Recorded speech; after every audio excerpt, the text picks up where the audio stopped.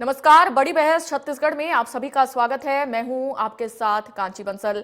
तो बड़ी बहस में हम प्रसिद्ध कथावाचक पंडित धीरेन्द्र कृष्ण शास्त्री की बात करेंगे। वो इन दिनों भगवान श्री राम के ननिहाल यानी कि छत्तीसगढ़ की राजधानी रायपुर में रामकथा करने पहुंचे हैं और यहां उन्होंने हिंदुओं को जागरूक करने और धर्मांतरण को रोकने की बात कही है और इसे लेकर प्रदेश में सियासत भी देखने को अब मिलने लगी है। तो पंडित धीरेन्द्र शास्त्री ने कहा कि भारत में राम राज्य का सूर्योदय हुआ है और छत्तीसगढ़ में जो भी धर्मांतरण हो रहा है उसे रोका जाएगा। वहीं मुख्यमंत्री विष्णुदेव साय भी धर्मांतरण के मुद्दे पर बयान देते नजर आए और उन्होंने कहा कि स्वर्गीय दिलीप सिंह जुदेव ने घर वापसी का अभियान चलाया है जिसके कारण हमारा जशपुर जिला सुरक्षित है, नहीं तो वहां पर एशिया का सबसे बड़ा चर्च है। जोरों से धर्मांतरण होता है और स्वर्गीय दिलीप सिंह जुदेव ने हजारों लोगों का पैर अपने हाथों से धोकर हिंदू धर्म में वापसी करवाई है, तब जाकर हमारा जशपुर जिला बचा है। दूसरी ओर कांग्रेस के संचार विभाग प्रमुख सुशील आनंद शुक्ला ने कहा कि जब बीजेपी विपक्ष में थी तो कह रही थी कि धर्मांतरण हो रहा है, अब सत्ता में है तो कहते हैं कि घर वापसी कराएंगे। प्रदेश और केंद्र में बीजेपी की सरकार है, इसलिए बीजेपी को कोरी बयानबाजी कर लोगों को भ्रमित नहीं करना चाहिए, धर्मांतरण के खिलाफ कानून लाना चाहिए। आज इसी मुद्दे पर विस्तार से बात होगी। हमारे साथ चर्चा के लिए कुछ मेहमान भी जुड़ेंगे, लेकिन उससे पहले जरा पूरी बयानबाजी आपको सुनवा देते हैं। छत्तीसगढ़ जहां पर आदिवासी काफी रहते हैं, 32% आदिवासी रहते हैं, यहां पर धर्मांतरण होता है, गौहत्या होती है। और आपको बताना चाहेंगे कि हमारे जशपुर के राज परिवार से आदरणीय प्रबल प्रताप सिंह जुदेव जी हैं। इनके पिताजी स्वर्गीय दिलीप सिंह जुदेव जी एक घर वापसी का कार्यक्रम चलाए, जिसके कारण हम लोगों का जिला जशपुर सुरक्षित है। अन्यथा वहां पर एशिया महाद्वीप का सेकंड लार्जेस्ट चर्च है, जोरों से धर्मांतरण होता है। स्वर्गीय दिलीप सिंह जुदेव जी ने राजा होते हुए भी लाखों लोगों का पैर अपने हाथ से धोकर उनको फिर से हिंदू में वापस लाए, तब हम लोगों का जिला बचा है। जब विपक्ष में थे तब छत्तीसगढ़ में धर्मांतरण का हवा बनाते थे, अब सरकार में आ गए हैं तो बोलते हैं कि जहाँ धर्मांतरण हुआ है उनको घर वापसी कराएंगे। तो पूरी बयानबाजी करने के बजाय ठोस कार्य योजना बनाएं। सुप्रीम कोर्ट ने तो केंद्र सरकार से को यह निर्देश दिया था कि धर्मांतरण देश की राष्ट्रीय समस्या है, तो इस पर कोई ठोस कानून क्यों नहीं बनाते हैं। भारतीय जनता पार्टी की केंद्र में सरकार है, राज्य में भी सरकार है, तो धर्मांतरण पर ठोस कार्रवाई क्यों नहीं करते। सिर्फ बयानबाजी करके लोगों का मतों का ध्रुवीकरण करने के बजाय बयानबाजी से कुछ ऊपर उठ के काम करें। छत्तीसगढ़ में धर्मांतरण का मुद्दा गर्म है और इसी पर बड़ी बहस में हमारे साथ कुछ खास मेहमान जुड़ चुके हैं। कांग्रेस प्रवक्ता अजय गंगवानी जी हमारे साथ जुड़ चुके हैं, बहुत स्वागत है आपका। और बीजेपी प्रवक्ता रविंद्र सिंह हमारे साथ जुड़ चुके हैं, बहुत स्वागत है आप दोनों का हमारे साथ इंडिया न्यूज मध्य प्रदेश छत्तीसगढ़ में। सबसे पहले मैं रविंद्र सिंह जी आपके पास आना चाहूंगी। कांग्रेस की ओर से आरोप लगाए जा रहे हैं कि जब बीजेपी सत्ता में नहीं थी तब बीजेपी की ओर से आरोप लगाए जा रहे थे कि धर्मांतरण का मुद्दा बढ़ता जा रहा है, धर्मांतरण के मामले बढ़ते जा रहे हैं। अब जब बीजेपी सत्ता में आ गई है तब बीजेपी की ओर से ये बयान बिल्कुल बदल दिया गया है, क्या कहेंगे सर? रविंद्र जी। देखिए, भारतीय जनता पार्टी को अभी सत्ता में आए 2 महीने हुए, पर निश्चित रूप से क्या कहते हैं, कांग्रेस के शासनकाल में धर्मांतरण होता रहा है, इससे कोई इनकार नहीं किया गया। बस्तर में देख लीजिए, नारायणपुर है, कोंडा गांव है, यहाँ तक मुंगेली, इधर जगह जगह विवाद हुआ। कब्रिस्तान में जो धर्म परिवर्तित क्या कहते हैं ईसाई थे, उनको दफनाने के मामले में, ईसाई में धर्म में जो परिवर्तित हुए हैं उसके लिए आदिवासी स्वस्फूर्त बहुत बड़ा आंदोलन किया कि इनको डीलिस्टिंग कर दी जाए आरक्षण से। ये हमारी मांग तो थी नहीं, खुद आदिवासी समुदाय ने किया। और सबसे बड़ी बात, धर्मांतरण उस समय हो रहा था, अब हम सत्ता में आए हैं, हम धर्मांतरण को भी रोकेंगे और जो क्या कहते हैं आदिवासी समुदाय से जो क्रिश्चियन में कन्वर्ट हुए उनको वापसी भी कराएंगे। ये तो हमारा एजेंडा शुरू से भी रहा है, अभी भी है। हम अभी भी अपने कैसे रोकेंगे रविंद्र जी, कैसे रोकेंगे धर्मांतरण को? बीजेपी का क्या प्लान है? बिल्कुल रोकेंगे। आपने देखा होगा बालोद में जी मुख्यमंत्री जी ने कहा कि हम आदिवासियों को रामचरितमानस वितरित करवाएंगे और रामचरितमानस वितरित करवा के इनको धर्मांतरण से भी रोकेंगे और आदिवासियों को जो लोग कुछ लोग बरगलाते हैं कि ये हिंदू नहीं है उसको भी रोकेंगे। ये अपने आप में बहुत बड़ी बात है। हमारी पहल शुरुआत हो गई। हमने 2 महीना पहले तो सत्ता संभाला। आप देखिएगा, जैसे मैं एक महत्वपूर्ण बात कह रहा हूँ, 150-200 चर्च बने कांग्रेस शासनकाल में उधर बस्तर तरफ। ये क्यों बन गए? इसीलिए बने ना कि लोग आदिवासी धर्मों में आदिवासी लोगों का धर्मांतरण कराया जा रहा है। जब ये धर्मांतरण नहीं हो रहा है तो चर्च क्यों बन रहे थे? आवश्यकता क्या है चर्चों की? क्योंकि कांग्रेस सरकार ने पूरी तरह समर्थन किया था। वो हम पर आरोप लगाते, अरे आप हमेशा देखिए कि जब भी धर्मांतरण होता है विरोध करने में भारतीय जनता पार्टी के ही नाम क्यों आता है? कभी किसी कांग्रेसी को आपने देखा धर्मांतरण कराने में बाहर निकल रहे हो? कभी नहीं निकलते। इनका खेल अलग है। हमारी कोई गुप्त और सुप्त इच्छा नहीं होती, ना कोई एजेंडा होता है। अजय गंगवानी जी कुछ कहना चाहते हैं, उनसे सुन लेते हैं। ठीक है रविंद्र जी, ठीक है। अजय गंगवानी जी। कांति देखिए, बहुत संवेदनशील विषय पे डिबेट देखिए। मेरा निवेदन थोड़ा समय देंगे, दूध का दूध और पानी का पानी। बिल्कुल। देखिए, सबसे महत्वपूर्ण है, रविंद्र जी मेरे मित्र भारतीय जनता पार्टी के प्रवक्ता ही कह रहे हैं कि हमारी सरकार 1.5 महीने में। भैया, केंद्र की मोदी सरकार तो 10 साल से सत्ता में है। आज सुप्रीम कोर्ट ने स्पष्ट उससे दिशा निर्देश दिया कि भैया आप अगर धर्मांतरण हो रहा है आप कोई ठोस कदम उठाइए, कोई धर्मांतरण के खिलाफ एक ऐसा केंद्रीय कानून बनाइए जो न केवल छत्तीसगढ़ में पूरे देश में लागू हो। तो आपकी नियत नीति मंशा दिखनी है। ये राजनीतिक नौटंकी करना और जो राजनीतिक बयानबाजी करना, ये करना बंद करें, पहली बात। दूसरा देखिए, सबसे महत्वपूर्ण कांति जी, 19 अक्टूबर 1968 पंडित रविशंकर शुक्ल के समय जब मध्य प्रदेश था तब धर्मांतरण के खिलाफ कानून ऑलरेडी लागू है। आप 5 साल हमारी सरकार रही, क्या एक भी तथ्यात्मक आरोप सबूत के साथ, क्या एक भी भारतीय जनता पार्टी का FIR है? मात्र पुरानी बस्ती में एक बार प्रयास किया गया, वो भी फर्जी FIR, एक ही समुदाय के पॉस्चर और एक ही समुदाय के कंप्लेन करने वाला। तो ये भारतीय जनता पार्टी का मूल चरित्र है। दूसरा, ये बड़ी बड़ी बातें कर रहे हैं। आप 15 साल का रिकॉर्ड देख लीजिए कांति जी। रमन सरकार के 15 साल में छत्तीसगढ़ में सबसे अधिक चर्च बने। अगर सबसे अधिक चर्च बन रहे हैं, इस बात का प्रमाण है कि आपके रमन सरकार के समय सबसे ज्यादा धर्मांतरण हुआ। आप ये राजनीतिक बयानबाजी न करें। दूसरी बात, तीसरा, इनका सर्वाधिक जो इनके वरिष्ठ मंत्री थे जो रामकुंड की प्रार्थना सभाओं में लगातार व्यक्तिगत रूप से जाया करते थे, तो आप डायरेक्टली वहां पर समर्थन करते हैं और चैनल में बैठ के बड़े बड़े दावे करते हैं। ये वही भारतीय जनता पार्टी है जो कवर्धा में, नारायणपुर में, बीरनपुर में लगातार धार्मिक और सामाजिक उन्माद फैलाने का प्रयास करती है। ये वही भारतीय जनता पार्टी है जो कभी प्रभु श्री राम के नाम पे, कांति जी, कभी धर्म के नाम पे, कभी हिंदुत्व के नाम पे, कभी गाय और गोबर के नाम पे, कभी गंगा जल के नाम पे सिर्फ और सिर्फ व्यक्तिगत स्वार्थ की, अपने राजनीतिक हितों को साधने के लिए वोटों के ध्रुवीकरण की राजनीति करते हैं, जो आपत्तिजनक है। एक वर्ग के बदले दूसरे को खड़ा करना, धर्म को धर्म से लड़ाना, संप्रदाय को धार्मिक उन्माद फैलाना, ये भारतीय जनता पार्टी का मूल चरित्र और राजनीतिक एजेंडा रहा है। तो अपने स्वार्थ के लिए रामनवमी के दिन देश के 10 राज्यों में दंगे फैलाते। देखिए, 2023 के विधानसभा चुनाव में माननीय गृह मंत्री जी, असम के मुख्यमंत्री हेमंत बिस्वा शर्मा जो चुनावी सभाओं में हिट स्पीच देके धार्मिक और सामाजिक उन्माद फैलाते।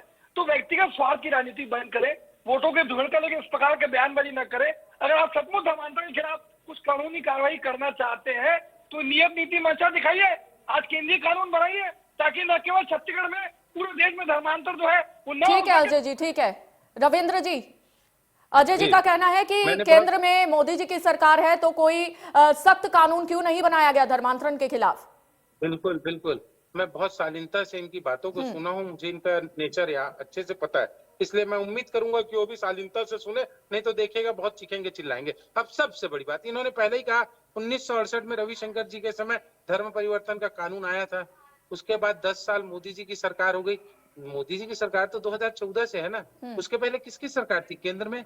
कभी केंद्र में कांग्रेस की सरकार नहीं रही क्या? कभी इन्होंने क्यों नहीं बनाया, क्या कहते हैं, धर्म परिवर्तन से कठोर कानून? फिर सुनिए, मैंने पहले ही कहा, आपको पहले ही कहा, आप चुपचाप सुनिएगा। आपने खुद कहा 1968 में रविशंकर जी। अरे रविंद्र जी, मेरा एक निवेदन है छोटा सा, मैं डिस्टर्ब नहीं करूंगा, अपनी बात रखिए, लेकिन बात को तो स्वीकार कीजिए कि 10 साल से मोदी सरकार। सर एक एक करके बोलिए, ऐसे हमारी जनता कुछ नहीं समझ पाएगी। रविंद्र जी पहले अपनी बात पूरी कीजिए सर। जी, वो बीच में बोलते हैं, मैंने पहले जी कहा था। नहीं सर, आप अपनी बात पूरी कीजिए, वो बीच में नहीं बोलेंगे। रविंद्र जी, मैं इन्हीं का जवाब दे रहा हूँ। केंद्र में कभी कांग्रेस की सरकार नहीं थी क्या? उसने क्यों नहीं बनाया केंद्र में कानून? जहां कुछ होता है मोदी जी पे दोषारोपण कर देते हैं। अरे मोदी जी के पहले कौन था कितने सालों तक? इनके कहते हुए लज्जा भी नहीं आती। दूसरी बात, 1968 के रविशंकर जी के कानून को 2006 में भाजपा की सरकार ने परिवर्तित कर दी थी, इसका भी इनको ज्ञान होना चाहिए। तीसरी बात, आप इतना सारा गिना रहे हैं, गंगा जल, गाय, रामनवमी में सांप्रदायिक दंगा हो गया। 2023 का चुनाव आपको खारिज कर दिया गया, आपके 75 पार, और आपके इसमें छद्म क्या कहते हैं सांप्रदायिकता के कारण जो आप लोग करते नहीं, इसीलिए सत्ता से छत्तीसगढ़ में बाहर हो गए। भारतीय जनता पार्टी का मैंने पहले कहा कोई गुप्त और सुप्त एजेंडा नहीं होता है, एकदम क्लियर कट बात होती है, हम क्रिस्टल क्लियर बात करते हैं, हम किसी को प्रश्न का जवाब ले लीजिए इनसे। रविंद्र जी, धर्मांतरण की जी सर सीधा जवाब दीजिए सर, घुमा फिरा के जवाब मत दीजिए रविंद्र जी। मैं वही कह रहा हूँ, मेरा एक निवेदन जवाब दे रहा हूँ ना जी। कि गाय पे इन्होंने आया था, मैं धर्मांतरण पे कह रहा हूँ। हाँ। हमारा कानून भी कठोर है, विष्णुदेव साय जी ने स्पष्ट कह दिया हम रामचरितमानस भी बांटेंगे इनको, ताकि धर्मांतरण रुके, साथ में क्या कहते घर वापसी करवाएंगे। प्रबल प्रताप जी करिए, अरे आप प्रवक्ता हैं भाई, घोषणा करिए चैनल पे कि केंद्र की मोदी सरकार धर्मांतरण के खिलाफ कानून बनाएगी। ये बेदर्दी की हद है। आप अगर राजनीतिक बयानबाजी के बजाय एक एक करके बोलिए सर। अजय जी आपके पास भी आऊंगे, रविंद्र जी को पहले उनकी बात पूरी करने दीजिए जी। बिल्कुल, हम कह रहे हैं कि अभी जैसे प्रबल प्रताप जी उस कदम को आगे बढ़ा रहे हैं, वो घर वापसी भी करा रहे हैं, हम घर वापसी भी कराएंगे, उनकी चिकित्सा का भी देंगे, उनको कोई बरगला न सके ये भी प्रयास करेंगे, और अनावश्यक चर्च न बन सके। धर्म किसी सबकी अपनी अभिव्यक्ति की स्वतंत्रता है, अंतःकरण से होता है, यदि अंतःकरण से होता है तो हम कहीं कोई हस्तक्षेप नहीं करेंगे, लेकिन जबरिया लालच से करेंगे, यदि पैसे देके करेंगे, नौकरी देने का लालच देंगे, स्वास्थ्य से। इनके ताम्रध्वज साहू जी का मैं एक वक्तव्य बताता हूँ, उन्होंने धर्मांतरण पे क्या कहा कि धर्मांतरण करने से आदमी कैसे श्रेष्ठ हो सकता है। कि कांग्रेस के लोगों को समझ में नहीं आता कि धर्मांतरण करने से कैसे श्रेष्ठ हो जाएगा। इन्होंने कभी रोकने का प्रयास नहीं किया, इन्होंने तो बढ़ाया है। अरुण पन्नालाल जी जो क्रिश्चियन फोरम के अध्यक्ष हैं, उन्होंने खुद स्वीकार किया है कांग्रेस के कार्यकाल में बढ़ा है। इससे बड़ी बात क्या होगी? ठीक है, उनका खुद का आरोप है, इनको नहीं मालूम है, प्रवक्ता महोदय को तो जाके देख। ठीक है रविंद्र जी, अब अजय जी कुछ कहना चाह रहे थे, उनसे सुन लेते हैं। अजय जी। देखिए कांची जी, आपने बहुत स्पष्ट रूप से मेरे मित्र से पूछा, भैया आप डबल इंजन सरकार का दावा करते, भैया 10 साल थी आपने नहीं किया, कम से कम अब तो चैनल स्वीकार करिए कि भैया डबल इंजन की सरकार है, केंद्र में मोदी सरकार या भाजपा की सरकार, क्या आप घोषणा करेंगे? क्या कोई ठोस कदम उठाएंगे? क्या कोई बड़ा कानून बनाएंगे? इस बात को स्वीकार कीजिए। अजय जी वो कह रहे हैं, रविंद्र जी कह रहे हैं बिल्कुल उठाएंगे ये कोई कदम, लेकिन रविंद्र जी ये भी बता दीजिए किस तरह का कदम उठाया जाएगा? क्या कोई प्लान है बीजेपी का धर्मांतरण के खिलाफ? बीजेपी ने कोई प्लान अब तक बनाया है? मैंने पहले ही कहा, मैं बात कंप्लीट कर लेता हूं, मुझे समय देते तो आप। मैंने पहले ही कहा 17 जनवरी को विष्णुदेव साय जी ने कहा कि हम आदिवासियों को रामचरितमानस भी बांटेंगे ताकि संस्कृति से भी परिचित हो, और हमको और कठोर कानून बनाने की आवश्यकता होगी छत्तीसगढ़ में, उससे भी गुरेज नहीं करेंगे। लेकिन रविंद्र जी धर्मांतरण का मुख्य कारण क्या है? मैं आपसे ही जानना चाहूंगी, क्या कारण है? प्रलोभन देकर एक विशेष समुदाय के लोगों को धर्मांतरण करवा दिया जाता है? मैं बेसिक रूप से 3 कारण मानता हूँ जी। होता क्या, आदिवासी मूलतः भोले भाले लोग हैं। रायगढ़ में, सरगुजा में, अंबिकापुर में, नारायणपुर में, कोंडागांव, इधर ही ज्यादा धर्मांतरण होता है। कारण होता है कि आदिवासी बहुत भोले भाले होते हैं, इनको एक कहा जाता है कि आप एक धर्म विशेष को अपनाइए, आप बहुत जल्दी ठीक हो जाएंगे। दूसरा, गरीब जो होता है ना, उसको पैसे का लालच देते हैं, उसके बाद भी ईसाई मिशनरी के लोग प्रचारक जो होते हैं उनको नौकरी का भी लालच देते हैं। तो इस तरह के प्रलोभनों से ये धर्म का परिवर्तन होता है, और ये वर्षों से चलता आ रहा है ना, वर्षों से। लेकिन भारतीय जनता पार्टी इसको शुरू से रोकने का प्रयास कर रही है, और हम रोकेंगे। और यही 3-4 बेसिक कारण दिखता है कि मतलब पैसा, नौकरी का लालच और स्वास्थ्य सुविधा में। तो सरकार की ओर से जी रविंद्र जी, सरकार की ओर से क्यों नहीं नौकरी उपलब्ध करवाई जाती है? बिल्कुल करवा रहे हैं नौकरी। क्यों अर्धनग्न रूप से कांग्रेस के समय दौड़ना पड़ा? क्यों मतलब सब इंस्पेक्टर के लड़कों को बाहर निकलना पड़ा? भारतीय जनता पार्टी कभी नहीं हुआ, हम करवा रहे हैं। अभी 6000 पुलिस की नौकरी हमने निकाला है, आप देख लीजिए। ये 5 साल में सब इंस्पेक्टर की भर्ती नहीं कर सके, हम उसको पूरा कर रहे हैं। 6000 आरक्षकों की भर्ती। ठीक है रविंद्र जी। अजय जी, रविंद्र जी बहुत समय दिया आपको, अब अजय जी की बात सुन लेते हैं। अजय जी, ये है कि भारतीय जनता पार्टी सच को स्वीकार नहीं करेगी कि सबसे अधिक चर्च इनके 15 सालों में, सबसे अधिक धर्मांतरण इनके समय हुआ। ये बेरोजगारी के कारण जो जिस प्रकार का मिसमैनेजमेंट था, आदिवासियों को बगला कर सबसे ज्यादा इनके समय में धर्मांतरण किया गया। ये कोई ठोस कानून बनाना नहीं चाहते, इससे इनकी नियत नीति मंच स्पष्ट है। दूसरा देख लीजिए, हमारे 5 साल में पहले खवर्धा में, फिर नारायणपुर में, फिर बीरनपुर में, इन्हीं के भारतीय जनता पार्टी के अनुषांगिक संगठन आज शांति मार्च की परमिशन लेते हैं कांति जी पुलिस प्रशासन से, और इन्हीं के वरिष्ठ नेता, इनके सांसद, पूर्व मुख्यमंत्री के पुत्र शांति मार्च के नाम पे गुरु से, धमती से, रायपुर से दुर्ग को लड़के बुला के धार्मिक और सामाजिक उन्माद फैलाने का प्रयास करते, तो अपने राजनीतिक स्वार्थ की पूर्ति के लिए, वोटों के ध्रुवीकरण के लिए छत्र की शान धरा को अशांत करने की जो साजिश और षड्यंत्र कर रहे हैं, वो घोर आपत्तिजनक है। दूसरा, गांधी जी स्पष्ट कर दूं, आप एक बात कह रहे थे, देश के संविधान के आर्टिकल 25, आर्टिकल 26, इसमें दो स्पष्ट रूप से प्रावधान है। अगर कोई व्यक्ति स्वेच्छा से धर्मांतर करता है, ये उसका विशेषाधिकार है, लेकिन अगर जबरिया या लोभ देकर किसी का धर्मांतरण किया जा रहा है, तो मैंने स्पष्ट रूप से कहा 1968 से रविशंकर शुक्ला के समय से धर्मांतरण का कानून लागू है। अगर एक भी भारतीय जनता पार्टी कोई मामला लाती, सबूत के साथ कोई FIR करती, हमारी सरकार की नियत नीति मंचायत पर थी, कड़ी से कड़ी कानूनी कार्रवाई की जाएगी। लेकिन इनको सिर्फ राजनीति करनी है, शांति और धार्मिक उन्माद फैलाने का प्रयास करना है, ये आपत्तिजनक है। इनके नेता लगातार हिट स्पीच देके छत्र की शान धरा को अशांत करते। तो महत्वपूर्ण यह है कि हिंदू जो है इनके नोट और वोटों के ATM की तरह है, सिर्फ नोट और वोटों की राजनीति के लिए। मुझे बता दीजिए 10 साल में हिंदुओं के लिए क्या किया आपने? आप अयोध्या के रामलला के नाम पे राजनीति करते, उसको एक इवेंट बनाने का प्रयास करते हैं। शंकराचार्य जी की आपत्ति के बाद भी लोकसभा में चुनाव में राजनीतिक फायदे के लिए आप जल्द से जल्द प्राण प्रतिष्ठा का प्रयास करते हैं। दूसरा देखिए, सबसे महत्वपूर्ण है कि राजिम के माघ का जो पुण्य मेला है, जो स्वतंत्रता के समय से मेला जारी है, लाखों लोग वहां पहुंचते हैं अपने व्यक्तिगत स्वार्थ के लिए, उसका नाम बदल के महाकुंभ मेला करते हैं। माता कौशल्या के मंदिर, भैया 15 साल में रहे आप, जय श्री राम का नारा चुनाव के समय याद आता है? आप कभी क्या माता कौशल्या का मंदिर बनाया? क्या वनवास के 14 साल से 10 साल से अधिक का समय प्रभु श्री राम ने आपको अजय जी, हम बात धर्मांतरण की कर रहे हैं। अजय जी, मेरा सवाल सर आपसे ये है कि जब कांग्रेस को प्राण प्रतिष्ठा का निमंत्रण मिलता है तो कांग्रेस उसको ठुकरा देती है, लेकिन जब भारत जोड़ो यात्रा राहुल गांधी की ओर से निकाली गई तो वो पादरी के साथ एक मुलाकात करते, उनकी तस्वीरें वायरल हो रही थी, इस पे क्या कहेंगे सर?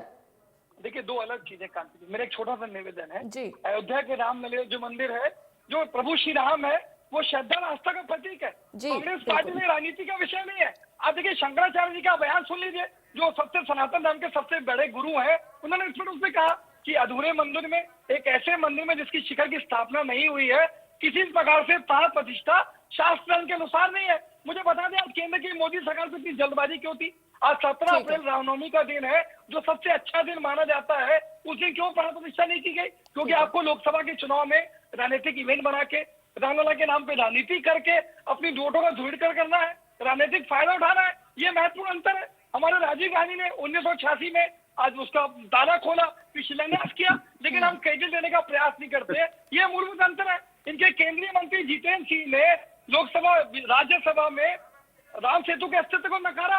ये 1400 करोड़ का चंदा खा जाते हैं, 2 करोड़ की जमीन 4.5 करोड़ देते हैं। तो प्रभु रामलला के नाम पे चंदा खाना, जमीन घोटाला करना, राजनीति करना, धार्मिक और सामाजिक उन्माद फैलाना, ये भारतीय जनता पार्टी का मूल चरित्र है। अगर आपकी नियत नीति मंशा स्पष्ट है, कोई ठोस कदम उठाइए।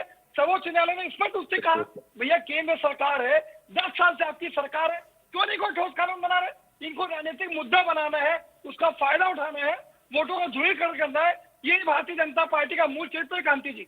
लेकिन अजय जी, मैं आपसे ये समझना चाहूंगी कि कांग्रेस की ओर से आखिर निमंत्रण को क्यों ठुकरा दिया गया? सह सम्मान कांग्रेस ने निमंत्रण को ठुकरा दिया, वजह क्या रही होगी सर? क्योंकि राम कोई राजनीति का विषय तो है नहीं, तो फिर कांग्रेस की ओर से निमंत्रण क्यों ठुकरा दिया गया? अजय जी, देखिए, बहुत महत्वपूर्ण है। कांति जी, आप एक महिला है, मैं हूँ। अगर मैं किसी मंदिर में जाना चाहता हूँ, तो क्या केंद्र की मोदी सरकार या भारतीय जनता पार्टी निर्णय लेगी कि हमको मंदिर कब जाना है? बिल्कुल मानते हैं बात को। ये मेरा व्यक्तिगत स्वेच्छाधिकार है। अब स्पष्ट रूप से देख लीजिए, आज क्या मोदी जी मंदिर और हमारे कांग्रेस के नेताओं के बीच मीडिएटर की भूमिका क्यों निभाएगी? भारतीय जनता पार्टी क्यों मीडिएटर की भूमिका निभाएगी? वो क्यों निर्णय लेगी कि हमारा कांग्रेस का नेता कब किस उसमें कैटेगरी में जाएगा? देखिए, सबसे महत्वपूर्ण है, सनातन धर्म के सबसे बड़े गुरु आज शंकराचार्य जी हैं। चारों पीठ के प्रमुख शंकराचार्य जी आज स्पष्ट रूप से 5% में उनको इनकार किया। क्या उनको ऑफिशियल निमंत्रण दिया गया? अगर कोई इतना बड़ा मंदिर स्थापित किया जा रहा है, तो पहला अधिकार शंकराचार्य जी का था। ठीक है अजय जी, ठीक है, मैं तो दिया गया। जी, मैं जवाब देता हूं। जी, रविंद्र जी जवाब देंगे। अजय जी आपकी बात कर, रविंद्र जी। जी, ठीक है अजय जी, अयोध्या मैं 10 सेकंड लूंगा आखिरी। राजनीति, ठीक है अजय जी अपनी बात पूरी कीजिए। रविंद्र जी आऊंगी आपके पास, अजय जी अपनी बात पूरी कीजिए। ठीक है, सिर्फ 10 सेकंड। गांधी जी, हमें आपत्ति अयोध्या के रामलला के मंदिर से नहीं, हमें आपत्ति जो है उसको राजनीतिक इवेंट बनाने से, वोटों के ध्रुवीकरण से, अपनी स्वार्थ पूर्ति की जो राजनीति की जा रही है उस पर आपत्ति है। हमें आपत्ति इस बात से है कि आस्था, श्रद्धा, धर्म के प्रतीक प्रभु श्री राम का राजनीतिकरण किया जा रहा है, आपत्ति उस बात से कांति जी। ठीक है, रविंद्र जी अपनी बात इन्हें तो रखिए। भगवान श्री राम के राम जन्मभूमि आंदोलन पर भी आपत्ति थी। 3-3 सरकार गिराई है इन्होंने, और पहले कुछ दिन पहले चुनावी समय में भगवान राम का वनगमन पथ, माता कौशल्या का जय श्री राम के बजाय जय सिया राम के नारे कहाँ गए इनके? आज भगवान राम पर राजनीति करने का सुन लीजिए, पहले इनको मना कर दिया भाई। ये बोलते हैं अजय जी, रविंद्र जी की बात पूरी होने देते हैं सर, आपके पास आप ऑलवेज हमेशा ऐसी करते हैं, मत बुलाया करें इनको टीवी डिबेट में। तो ठीक सुन है लीजिए, रविंद्र जी। जब हम चुनाव जीते हमने हर जगह जय श्री राम के नारे लगाए। इनके तो 35 विधायक जीते, कहीं इन्होंने जय सिया राम भी कहा है क्या? और भारतीय जनता पार्टी ने आमंत्रण नहीं दिया, वो अलग संस्था थी जिन्होंने आमंत्रित किया था प्राण प्रतिष्ठा में भगवान श्री रामचंद्र जी के सलमान खुर्शीद मोदी जी है उसमें सबसे मेन पढ़ लीजिए तो सुन लीजिए, उन्होंने कहा कि कांग्रेस को निमंत्रण क्यों नहीं कर रहे? जब निमंत्रण मिला तो देर से क्यों दे रहे? और जब निमंत्रण नहीं दिया तो उत्तर प्रदेश के राज्य सर एक एक करके बोलिए सर, ऐसे दर्शकों तक मैसेज नहीं जा सुन पाएगा। लीजिए, ये हमेशा इनकी आदत है। चलिए रविंद्र जी अपनी बात पूरी कीजिए सर जी। मैंने हमें दूसरी बात, बहुत शंकराचार्य जी पर कह रहे हैं, और कितना झूठ। चारों शंकराचार्य में 2 शंकराचार्य जी ने साफ साफ कह दिया कि हमने प्राण प्रतिष्ठा में किसी प्रकार के विधि विधान पर आपत्ति नहीं की है। बन रहा है, मंगलमय है, शुभमय है। कौन से 4 शंकराचार्य जी का बोला? 2 ठीक है अजय जी और रविंद्र जी, समय की कमी है सर, एक आखिरी कमेंट मैं आपसे चाहूंगी। धर्मांतरण को लेकर अगर बात करें जी, ठीक है रविंद्र जी, धर्मांतरण को लेकर अगर बात करें तो आखिरी 2 मिनट मेरे पास बचे हैं सर, जल्दी से अपनी बात रखिए रविंद्र जी। राम पे बात इन्होंने लाया है, उसका मैं जवाब दे रहा था। और रही बात ये क्या कह रहे हैं, मैंने इनको पहले ही बोला 1968 में यदि रविशंकर जी ने किया था धर्मांतरण कानून। रविंद्र जी मेरे पास समय की कमी है सर, जल्दी से अपनी बात पूरी कीजिए सर। धर्मांतरण को लेकर हमारी ये बड़ी बहस आज केंद्रित है, धर्मांतरण का मुद्दा है सर। परिवर्तित नहीं किया, उसने कोई कठोर कानून क्यों नहीं बनाया? भूपेश बघेल जी ने क्यों नहीं बनाया? चलिए ठीक है रविंद्र जी, ठीक है अजय जी जल्दी से अपनी बात रखिए। ठीक है रविंद्र जी, हमने सुना आपको। रखिए आप, कब तक चीखेंगे और कब तक लोगों को रोकेंगे? भाई रविंद्र जी बात आ गई। ठीक है ठीक है आप ठीक है। 5 साल सरकार में थे, आपकी जिम्मेदारी धर्मांतरण का कानून बना ले। सपोर्ट कभी नहीं। ठीक है रविंद्र जी, हमने सुना आपको। बताइए मुझे। ठीक है रविंद्र जी। अजय जी जल्दी से अपनी बात रखिए सर। गांधी जी महत्वपूर्ण यह है कि कांग्रेस पार्टी, न केवल कांग्रेस पार्टी, देश की प्रत्येक आम जनता ही चाहती है किसी प्रकार से किसी व्यक्ति का प्रलोभन देकर धर्मांतरण करना किसी प्रकार से न्यायोचित नहीं है। उसके लिए अगर डबल इंजन की सरकार है, ये पूरे कानून लाए। हम संसद में विपक्ष के बिल्कुल डबल इंजन की सरकार है, लाएंगे कानून। धर्मांतरण के जो आप कानून लोग की डबल लाएंगे इंजन की उसका सरकार समर्थन थी कभी, लेकिन आपने कभी नहीं लाया। हम बिल्कुल लाएंगे। आपकी तरह झूठे लोग नहीं है, आरोप लगाने वाले नहीं है। आप मोदी सरकार पर आरोप भी लगाते रहेंगे, उसके अलावा कुछ नहीं कर सकते। हम कानून भी सही तरीके से लाएंगे और करके दिखाएंगे। तो करना बंद कीजिए, राजनीतिक पाखंड करना बंद कीजिए। चलिए बहुत शुक्रिया आप दोनों मेहमानों का हमारे साथ जुड़ने के लिए।